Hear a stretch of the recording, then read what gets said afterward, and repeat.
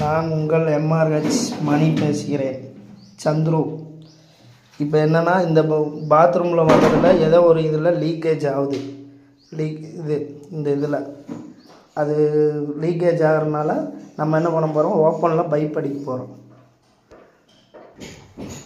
இப்போ நம்ம அந்த வீடியோ பார்த்தோம் பார்த்தீங்களா, அது இந்த இடத்துல மேலே உள்ளே போகிறதில்ல ஏதோ பைப்பு டேமேஜ், அதில் உள்ளே உடஞ்சி இதில் இந்த செவுத்து வழியாக தண்ணி இறங்குது.